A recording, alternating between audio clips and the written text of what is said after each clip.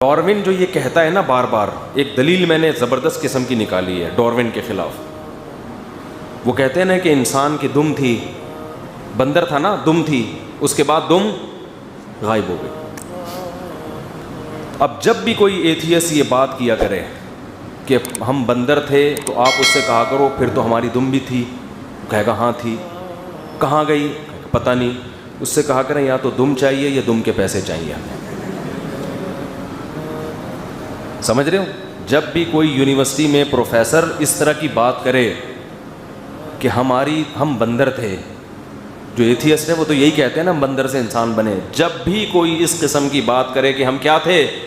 بندر، تو آپ نے کیا پوچھنا ہے؟ دم کہاں ہے؟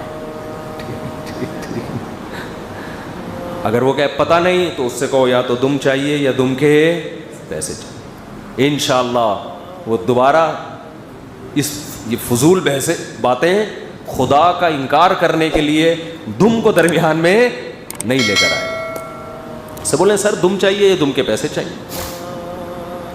نہ دم دینے کے لیے تیار نہ دم کے پیسے. یہ ناانصافی ہے یا نہیں ہے؟ اچھا خیر، تو میں یہ عرض کر رہا تھا کہ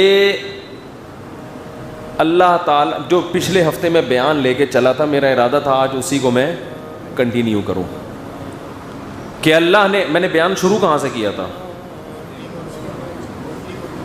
جی؟ ہاں وہ مسلم اور مسلمان. خیر، تو اللہ تعالیٰ تو اس لیے الفاظ کے بکھیڑوں میں مت پڑا کریں. یہ جو حلیم اللہ کا نام ہے تو دیگ کو، حلیم کی دیگ کو کیوں کہا جاتا ہے؟ او بھائی جب حلیم کی دیگ کو کہا جاتا ہے تو اللہ مراد نہیں ہوتا اس سے، سمجھ رہے ہو؟ وہ حلیم ہوتا ہے، اس کو دلیم کر دیا.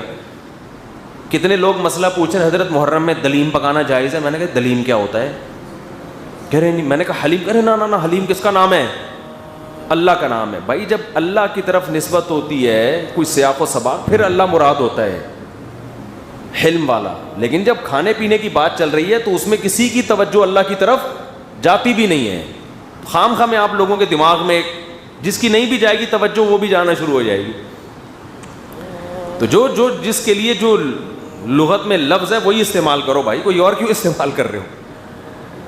عمل میں زیرو، مسلمان عمل میں کیا ہے؟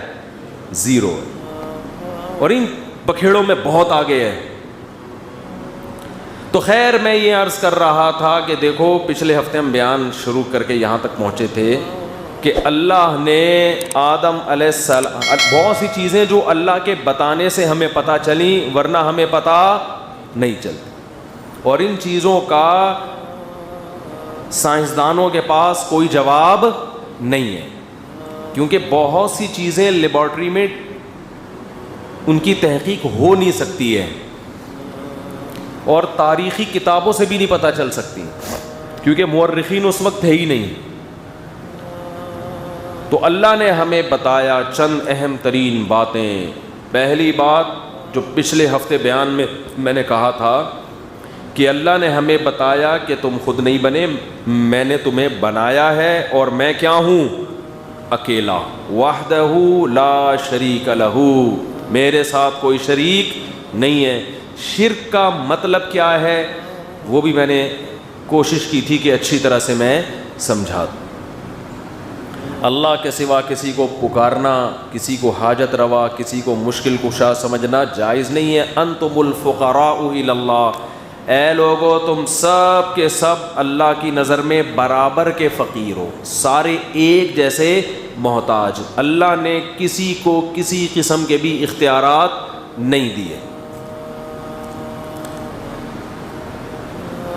کوئی اختیارات سرے سے دیے ہی نہیں.